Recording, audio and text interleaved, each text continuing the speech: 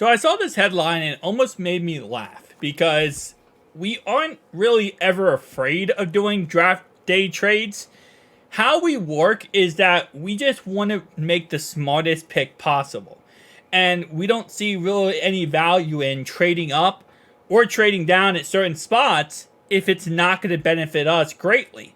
And there are times over the last, couple years where we have traded down. We just usually don't trade up because at the end of the day, it's better to trade down, have a couple players that you like, and get one of those guys, but also get another draft pick and stack draft capital to get maybe two guys you like rather than just one guy you like. So I really wouldn't say we are quietly aren't afraid of draft day trades anymore. I think it's just that we are very smart and strategic when it comes to what trades we go for, right? So the whole point of this article was Geoff Hobson of Bengals.com broke down this is a new era of sorts when it comes to the team getting trade happy in the draft. And if you look at the last, so many years, yeah, we have traded down, made a trade, more than any time in Bengals history. And maybe that is because of the fact of Duke Tobin, Katie Blackburn, Zach Taylor, being a little bit more of like, hey, listen, let's get some more draft capital. Let's get some more guys in here. Obviously, last year, like I said before, we did got Brad Robbins on the team. Maybe that's the case, but at the end of the day, I don't really think it's anything about us being scared per se, or anything about us like kind of being hesitant. It's just we haven't been put in correct positions to benefit from certain things like that. Like, for example, last year, we wanted Jordan Battle, right? So we traded down a little bit in the third round so that we could go get Jordan Battle. We knew he would still be on the board at the end of the third round. And we said, okay, well, we're not interested in Darnell Washington. We're not interested at that time in Darnell Wright. So why not trade down, get an extra pick, and we still get the guy we want? If we're in that spot this year, we're going to trade as much as we have in the past. We're going to trade down. We're going to get extra draft picks and get somebody if we can get them later. But at the end of the day, what it comes down to here is trading up. And that's something that I don't think we're going to do, and that's something we do not do.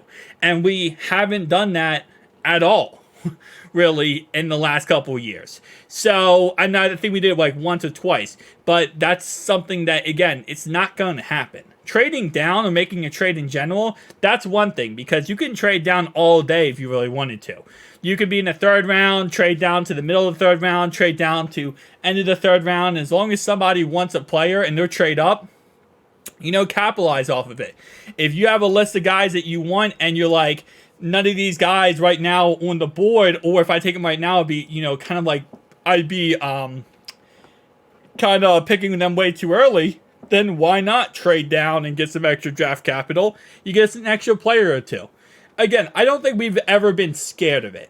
I think what it comes down to is that we are very smart when it comes to our draft, and we like to always be the one that's winning the trade, right? Winning the situation. And if we trade up, potentially you get a guy and he could be a bust, right? No one's perfect. No scout is perfect. There's players every year that we see go in the second, third, fourth round, and we're just like, how did that guy go in the second, third, fourth round when he's so good? Because teams miss players, right? Scouts mess up. Scouts aren't perfect. He does put a disclaimer in here that said this doesn't mean the Bengals will fire up another trade in the draft this month, especially early in the order. And this will never happen. I don't think we will ever trade up or down in the first or second round. I think that is something that, we kind of we're very stuck in our ways when it comes to, we have a player we like, we have one player, but we have a list of players we like.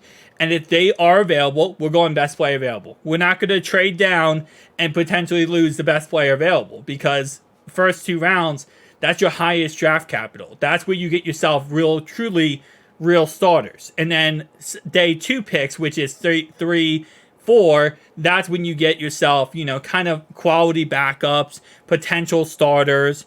And then day 3, which is 5, 6, 7, that's when you get yourself, Actually, sorry, day 2 is day 1 is just the first round. Day 2 is second round and third round. Day 4 is 5. Okay, I'm butchering this right now. Day 1 is the first round. Day 2 is second and third. Day 3 is the rest. Sorry, my bad. Little late, brains all over the place. But anyway, though, yeah, so I don't think we're going to trade down or up in any way in the first 2 days. I think day 3 is when we start doing stuff like that because, again, you have a list of players you like, but sometimes that list is kind of loose. Sometimes you're like, well, this guy might not be the best player available. We might not need this guy.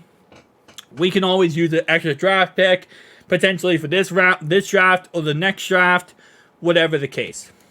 But again, like I said, I don't agree with Geoff Hobson at Bengals.com here. I don't think in any way we're, now more amped with a new era, as he said, to do a trade. I think we will always do a trade if it benefits us greatly. But tell me down below your thoughts and opinions. I'll see you guys in the next one. Peace out.